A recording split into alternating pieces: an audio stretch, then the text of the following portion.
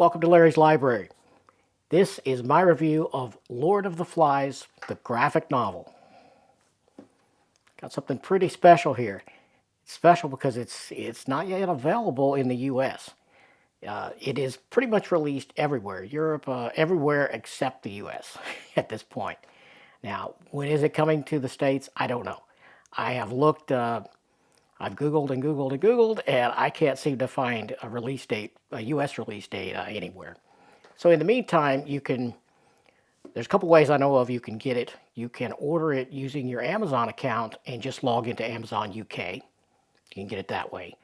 But I warn you, unless you're going to buy a bunch of other stuff from the UK at the same time, the shipping will be very cost prohibitive. That's why I didn't go that route.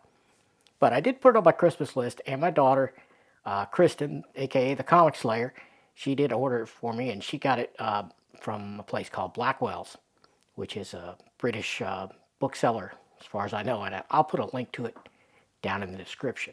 So if you want to go that route, you can. This book is published by Faber and Faber in the UK. It's a nice little hardcover. I say little, that's not really exactly right. It's a little bit shorter than a standard comic book, but it is wider, and it's pretty thick, and it's pretty good quality. The only thing I could say about it that's a negative, and let's see if I can duplicate the sound, it does have a sort of disturbing creak sometimes. See if I can get it to do it. I probably can't now. No, it's silent now, right?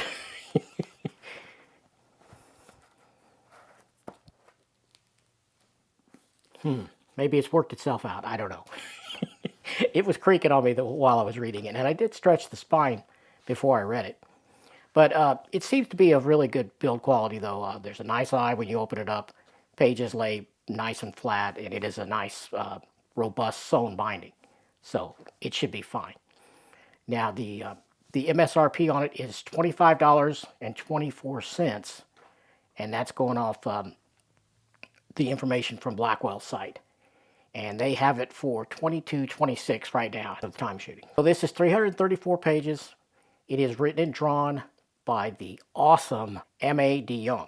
Now, you may remember that name from Days of Sand, another great graphic novel that she also wrote and drew. And I reviewed that along with Jess, the Omni Dog, over on Omni Dog's Vault and Book Club. I'll link that up above or below or somewhere also. If you haven't seen that, check that out. It is an awesome, awesome graphic novel, and this one is no different. So this is based on the 1954 novel by William Golding. Many of you are probably very familiar with this. You probably read it in school. For some reason, none of my English lit classes in high school didn't have this one, so I did not read this in high school. I mean, I had heard of it, but it's just one of those things I never got around to reading. I didn't read it for school, and I never read it later. I kind of want to read it now that I've read the graphic novel. But the story is really, really famous. It has influenced a host of other stories, comics, books, TV shows, movies throughout the ages. There was one, I think there was a film adaptation in 1963. Probably going to have to watch that now too. So, and my daughter, Kristen, she's saying, hey, now that you've read this and you like that, you have to watch Yellow Jackets. So apparently the Yellow Jackets TV show is sort of influenced and or based on elements from this too. I don't know. Weigh in down in the comments and tell me if Yellow Jackets is must-see TV, because it is according to Kristen. But I digress. Now, in the credits, both on the cover and inside, Aimée De Jongh says she adapted and illustrated by, and she has William Golding's name right up top on the cover.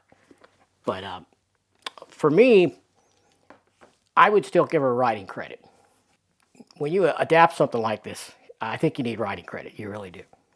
Now, in the back of the book, she has some notes, and she talks about, she has some development sketches and things, and some layouts she did with watercolors. Pretty fascinating stuff. And she mentions that she didn't write any new words, meaning every time there's text used in this book, she pulled it straight from the novel. So I guess that's why she didn't give herself official writing credit, because all the text is just copy pasted straight out of the novel. But she had to choose how to tell the story visually, and she did it beautifully. It's really, really great.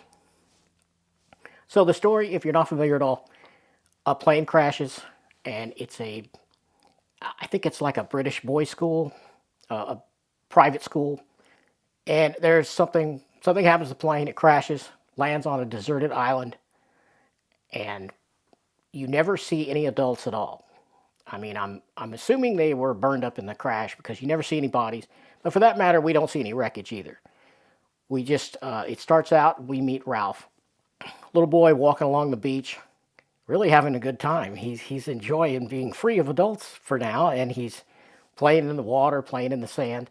And he comes along another little boy whom he didn't know. So I guess it's multiple classes of kids, because you would think they would know each other. But they're different age groups too.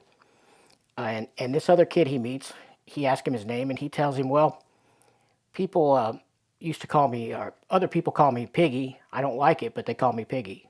So he calls him Piggy. I always found that strange that Piggy, which is a great character in the book, really one of the main characters, and he's fantastic.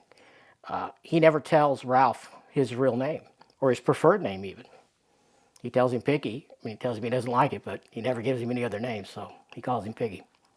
So Ralph comes along, and he finds a large seashell in the water there, in the little lagoon at the beach there, and he pulls it out, and Piggy explains to him that sometimes people use those. They call it a conch, and they use it as a horn, and they blow into it to signal people. And so he does that. He blows into it. It makes a really loud booming sound, and then all these little kids come out of the jungle, come out of the forest, and the vegetation there. And most of them are much younger than Ralph and Piggy. And they all gather around following the sound, hoping that there's going to be adults or someone to help them. And their clothes are all tattered, and they look pretty banged up, but they're alive. And there's a bunch of them. There's, I don't know, looked to me like 12 or 15 of them, of these really young ones. Not long after that, you see another older kid come along, and we meet Jack. Jack and his choir boys. And when you think of choir boys, it's not what you think of here, because they're kind of rough. These guys are rough. But you meet Jack and other kids, and they seem to be a little bit older than Ralph to me, a little bit bigger. He doesn't specify the ages here, but you can kind of guess. Jack and his minions seem to be teenagers. I'm going to say 13, 14 or older. Ralph maybe a little bit younger. Piggy's probably around Ralph's age, I'm guessing. But you meet all of them, and immediately you can see that the natural leader is Ralph and or Jack, and you know there's going to be trouble. Trouble between these two. But I've given away enough plot here. I've set it up a little bit. I'm not going to give away any more, because this plot is awesome. And the characters are great too. And this is really a study of what happens when society breaks down.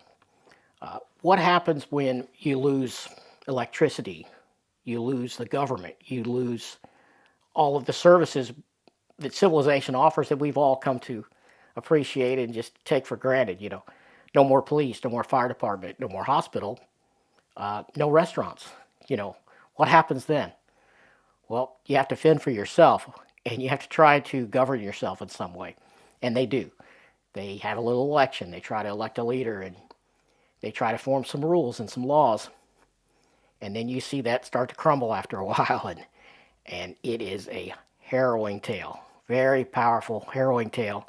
They face tragedies and fears in the night, and all of the little boys, the little ones, we learn to be called, they call them the little ones.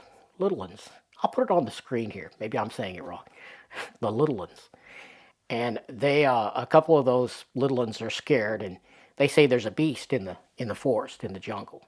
And they're deathly afraid of this beast. And at first, the older kids don't believe them. They're just having nightmares, which they're all having nightmares in this horrible situation they're in. I mean, they're stranded in a paradise, and I'm sure this must have influenced Gilligan's Island, for that matter. I don't know. All of the media we've seen in Lost, the TV show Lost, where the trope of being stranded on a desert island. I mean, the environment is a virtual paradise, with sands and the water and all that.